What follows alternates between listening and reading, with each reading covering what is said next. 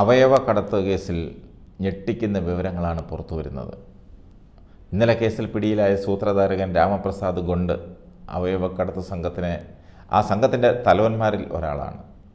ഗ്രാമത്തിൽ നിന്ന് കണ്ടെത്തുന്ന ദാതാക്കൾക്ക് 3 മുതൽ 6 ലക്ഷം രൂപ വരെ ആണ് നൽകുന്നത്. വെറും തുച്ഛമായ 6 ലക്ഷം രൂപ മാക്സിമം പോയാൽ, പരമാവധിയാണ് മിനിമം 3 ലക്ഷവും.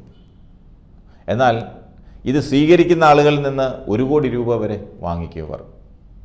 ഒരാളുടെ കാര്യമാണ് ഈ പറഞ്ഞത്. ബാക്കിയെല്ലാം ഇടനിലക്കാരുടെ പോക്കറ്റിൽ പോവുക. വിയർപ്പൊഴുക്കാതെ കോടികൾ സമ്പാദിക്കുന്നവരാണ് ഈ ഇടനിലക്കാർ.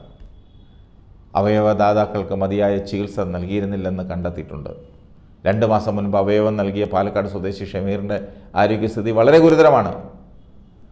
ഈ കേസിൽ ആദ്യം പിടിയിലായത് സാബിത്താണ്. ഇന്നലെ പിടിയിലായ വിജയവാഡ സ്വദേശി ബല്ലംകൊണ്ട രാമപ്രസാദ് ഈ സംഘത്തിലെ നേതാക്കന്മാരിൽ ഒരാളാണ്. ഇയാളെ പ്രതാപൻ എന്ന പേരിലാണ് കൂടുതലും അറിയപ്പെടുന്നത്. സാബിത്തിൻ്റെ മൊഴിയുടെ അടിസ്ഥാനത്തിലാണ് പ്രത്യേക അന്വേഷണ സംഘം ഹൈദരാബാദിലെത്തി ഇയാളെ പിടികൂടിയത്. ഇറാനിലെ റാക്കറ്റുമായി നേരിട്ട് ബന്ധമുള്ള ആളാണ് ഇയാൾ. ബാംഗ്ലൂർ, ഡൽഹി നഗരങ്ങൾ കേന്ദ്രീകരിച്ചുള്ള ആളുകളെയാണ് ഇവർ പൂർണ്ണമായും ഇറാനിൽ എത്തിച്ചിരുന്നത്. കഴിഞ്ഞ 19-ാം തീയതിയാണ് തൃശ്ശൂർ സ്വദേശി സാബിത്ത് നാസർ പോലീസിൻ്റെ പിടിയിലായത്. പിന്നീട് ഇവരുടെ സാമ്പത്തിക കാര്യങ്ങൾ കൈകാര്യം ചെയ്തിരുന്ന കൊച്ചി പാലാരിവട്ടം സ്വദേശി സജിത്ത് പിടിയിലായി. ഇറാനിലെ മലയാളി ഡോക്ടറും സംശയത്തിൻ്റെ നിഴലിലാണ്.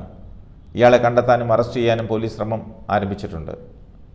അറസ്റ്റിലായ സജിത്തിൻ്റെയും സാബിത്തിൻ്റെയും മൊഴിയുടെ അടിസ്ഥാനത്തിലാണ് അന്വേഷണ സംഘം ഹൈദരാബാദിലെത്തിയത്. ഈ കേസിൽ കൊച്ചി സ്വദേശിയായ മധു എന്നയാളാണ് ഇനി പിടിയിലാകാനുള്ളത്. ഇയാൾ നിലവിൽ ഇറാനിലാണെന്നാണ് പോലീസിന് ലഭിക്കുന്ന വിവരം. അവയവം നൽകാനായി 20 പേരെ ഇറാനിൽ എത്തിച്ചെന്ന് സാബിത്ത് മൊഴി നൽകി. ഇങ്ങനെ കടത്തിയവരിൽ ചിലർ മരിച്ചെന്നും സൂചനയുണ്ട്. വ്യാജ പാസ്പോർട്ടും ആധാർ കാർഡും ഒക്കെ തയ്യാറാക്കി സാബിത്ത് ആളുകളെ ഇറാനിലെത്തിച്ചു. 5 വർഷമായി ഇറാനിൽ താമസിച്ചായിരുന്നു അവയവക്കടത്തിന് നേതൃത്വം നൽകിയത്. ഇറാനിലേക്ക് കടത്തിയവരിൽ കൂടുതൽ പേരും ഉത്തരേന്ത്യയിൽ നിന്നുള്ളവരാണ്. ഒരാൾ പാലക്കാട് സ്വദേശിയാണെന്നാണ് വിവരം. ഇറാനിലെ ആശുപത്രിയിലാണ് ഈ ശസ്ത്രക്രിയ മുഴുവൻ നടത്തുന്നത്.